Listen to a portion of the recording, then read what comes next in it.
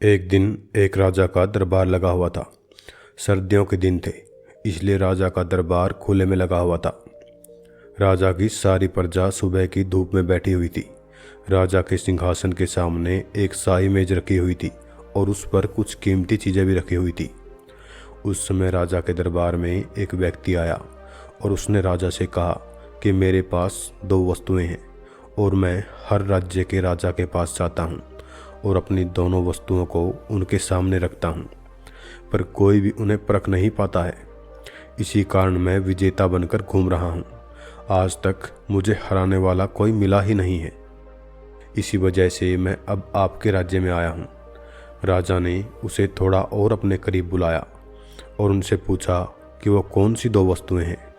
उस व्यक्ति ने दोनों वस्तुएं राजा के उस कीमती मेज पर रख दी। वो दोनों वस्तुएं दिखने में तो एक समान थी। उनका आकार, रंग रूप सब कुछ एक जैसा ही था। राजा ने यह देखकर कहा कि ये दोनों वस्तुएं तो एक समान हैं। तभी उस व्यक्ति ने कहा कि हाँ, देखने में तो ये दोनों वस्तुएं एक समान हैं, पर वास्तव में ये दोनों अलग अलग हैं। इनमें से एक बहुमूल्य हीरा है और दूसरा कांच का टुकड़ा, लेकिन दोनों देखने में एक जैसी ही लगती हैं, इसलिए आज तक इन्हें कोई परख नहीं पाया है। उस व्यक्ति ने राजा से कहा कि आप में से कोई मुझे ये बता दो कि इनमें से बहुमूल्य हीरा कौन सा है और कांच कौन सा है, तो मैं हार मान लूँगा और मैं ये बहुमूल्य हीरा आपके राज्य की तिजोरी में जमा करवा दूँगा। किंतु मेरी भी एक शर्त है कि अगर कोई भी उसे पहचान नहीं पाया तो आपको इस हीरे की जो कीमत है वो मुझे देनी होगी। राजा ने कहा, मैं तो उसे नहीं परख पाऊँगा। राजा के जो मंत्री थे, वजीर थे, जो सभा में उपस्थित थे, उन सब ने उसे परखने से इनकार कर दिया, क्योंकि अगर किसी ने गलत उत्तर दिया तो उससे राजा का मान भंग हो जाएगा। कोई भी व्यक्ति उन दोनों वस्तुओं के बीच में क्या अंतर था वो परख ही नहीं पाया। थोड़ी देर के बाद राजा की सभा में थोड़ी हलचल हुई और एक अंधा आदमी हाथ में लाठी लेकर आ रहा था। उसने कहा, मुझे राजा के पास ले चलो। मैंने सारी बातें सुनी है और ये भी सुना है कि कोई भी उस दो वस्तु में से हीरा कौन सा है ये परख नहीं पाया है। आप मुझे भी एक अवसर दीजिए। एक आदमी के सहारे वो अंधा आदमी उस राजा के पास पहुंचा। उस अंधे आदमी ने राजा से कहा कि मैं तो जन्म से अंधा हूं, पर फिर भी मैं एक मौका पाना चाहता हूं, जिसमें से एक बार अपनी बुद्धि को परख सकूं।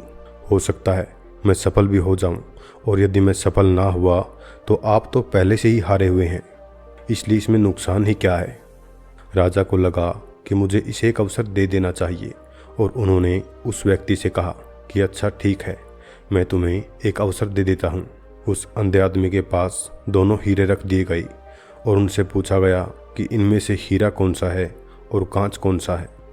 उस अंधे आदमी ने एक ही क्षण में बता दिया कि ये हीरा है और ये कांच। जो आदमी इतने सारे राज्यों को जीत कर आया था वो नतमस्तक हो गया और बोला कि आपने बिल्कुल सही पहचान की है, धन्य हो आप। मैं ये हीरा अपनी खुशी में इस राज्य की तिजोरी में दे रहा हूँ। सब लोग बहुत खुश हो गए और जो आदमी आया था वो भी खुश हो गया कि आखिर कोई तो परखने वाला मिला। उस आदमी ने, राजा और सभा में हाजिर सभी लोगों ने उस अंधे आदमी से पूछा कि आखिर तुमने कैसे पता किया कि हीरा कौन सा है और कांच कौन सा है। उस अंधे आदमी ने कहा कि सीधी सी बात है, हम सब लोग धूप में बैठे हुए हैं।